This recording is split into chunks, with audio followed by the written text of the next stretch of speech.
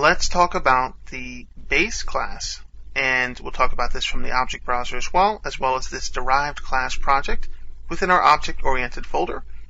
I'll also talk about the base keyword and how that is going to help us out.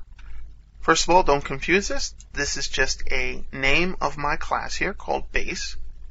That's all I'm doing. Base, the constructor base, and we're going to call it derived class because we're dealing with a derived class. As you can see, derived, colon to indicate inheritance, and we're going to inherit base. So in the object browser, if we look at our project here, you can see our class derived classes, and we look at base. Well, we have some functionality in base, methods and properties. Well, we're going to have bases and interfaces, actually, that are going to derive or allow base to derive from.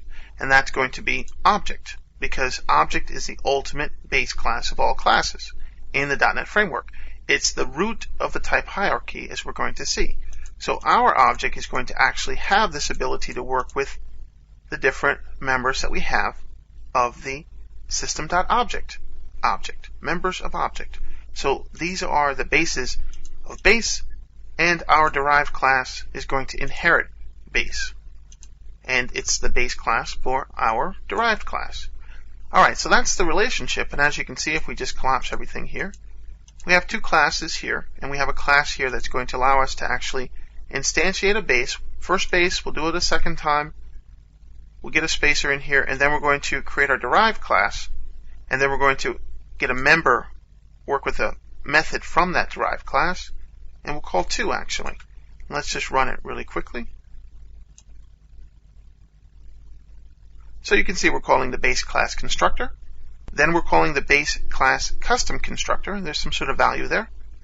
Doing it again, we'll see why. And then we're going to talk about the derived class. That's what's getting echoed out to the console here, and then some other information. And then if you look, we'll just take a peek at what we have in our main area here, because that's easy to see. Working our way up, derived class test here, and then d1.value of private. That's where this private variable is coming in. But we have a base class test and a derived class test, and we're going to see how that works. We're using the base keyword. Different thing there. Anyway, we'll get back to that. But this is our class that's going to actually get that main functionality going. This is our derived class, and we'll take a look at our base class. So we have a protected variable here, and this is going to say protected, as we talked about earlier. Protected is saying that I is going to be accessible from our class and our derived classes. Any classes that derive from this class can use this variable. So we know that already. So in the constructor, we have a default constructor here. We're just going to make that I minus 1, and then we're going to write out, hey, this is the base class constructor, as we saw. And then we're going to have a custom constructor, just takes in an int, and then we're going to write out, well, this is the custom constructor. Let's show what I is, which is I here, but it's really just the method of x, but it's I, the variable that we have here, the protected variable. So that's what that does. And we can see that there, base class constructor, and then we call the custom constructor.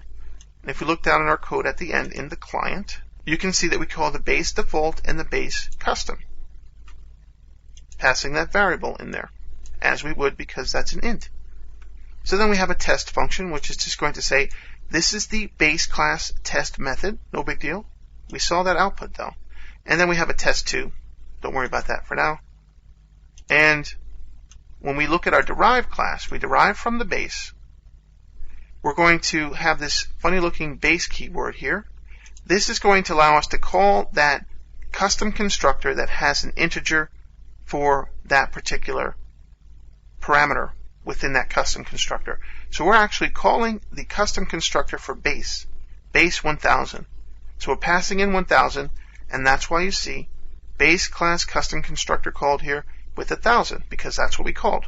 We let this call it from the derived. Base is going to get back and go to the derived. And then after that, that's in the constructor.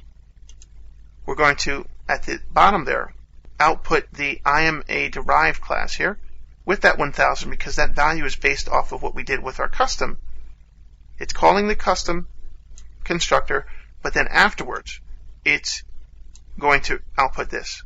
So it's going to do that first, and then it's going to output what our constructor in the derived class wants to do. There we go. And then we call the method later. After that, value of private, and we're going to actually access that private information because it's not private, it's actually protected. But it's private, meaning that it's not available to the outside world, it's protected, and it's private to the base class and the derived classes. Protected. Lastly, we have another base representation. We have base.test, and this is allowing us to call the method of our base class test, and that's why you see it called twice here. Base class test, that's what this is doing, and then derived class test is what's being printed, so it does that first. So it's important to note that the base class access is only permitted in a constructor, an instance method, or an instance property. So we haven't done the property, but we have done the method and the constructor.